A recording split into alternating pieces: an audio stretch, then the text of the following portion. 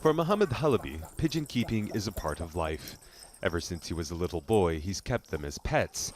He was taught to care for them by his father and is now teaching his own young sons to do the same. Mohammed lives in the Nizib refugee camp near the Turkish-Syrian border. He moved here 4 years ago after fighting erupted around his village in Syria's Aleppo province, killing 2 of his brothers. After settling his family in the camp, he built this pen as a way to keep busy and his mind off of what he's lost.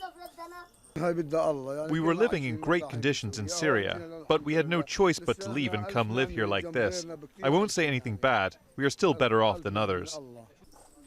He shows us inside the 3-room container he shares with his wife and 6 children. He says it's basic, but keeps his family warm during cold winter nights, though he isn't sure how he'll manage the space as his kids grow older.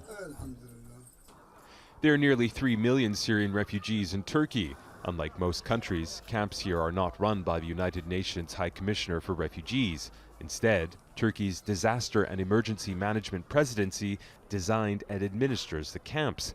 They are staffed by Turkish government employees, and of the few NGOs that are left in, they often only play a supporting role.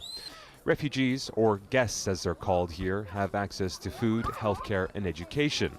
But most camps are restrictive, surrounded by fences, security is tight, and access strictly controlled. But for Mohammed Halabi, he says none of that bothers him. He's just grateful he and his family have somewhere safe to live while the fighting continues across Syria. I could never return with Assad in power. He turned us Syrians against each other, and you never know when your city might be bombed by him. No matter his role in all of this, he cannot end the crisis. It's all in the hands of Russia or the US now.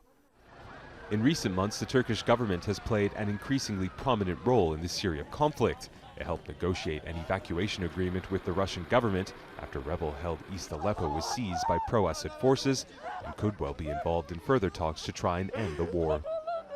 Nearly everyone here says they want to go back to Syria, and that although they're appreciative of the Turkish government, Turkey is not home. But few here know when or if they will ever go back. Imtiaz Tyab, Al Jazeera, at the Nizib refugee camp at the Turkish-Syrian border.